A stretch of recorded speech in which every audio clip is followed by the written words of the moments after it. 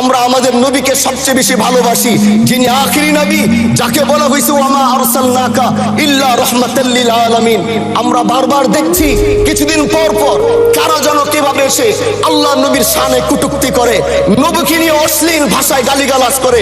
এই দেশের মানুষ নামাজ না পড়লেও যদি কেউ নবীকে কটূক্তি করে তার কলিজা ছিঁড়ে যায়, সে রাজপথে নেমে যায়।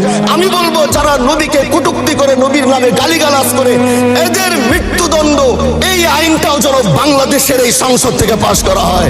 মাননীয় স্পিকার, এলাকায় বলেছিলাম যে আমরা ন্যায়ের পক্ষে কথা বলবো, ইনসাফের পক্ষে কথা বলবো। তখন অনেকে হাত ধরে বলেছিল, হামজালা ভাই জাতীয় সংসদে যখন যাবেন একটু বললেন হাদি হত্যার বিচারটা যেন হয়। ন্যায়ের পক্ষে কথা বলেছিল, ইনসাফের আওয়াজ দিয়েছিল।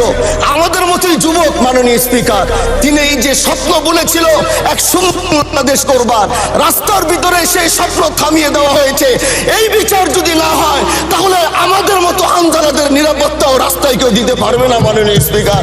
এই জন্য আপনার মাধ্যমে আমি বলতে চাই, হাদি হত্যার বিচার যেন সুনিশ্চিত করা হয়।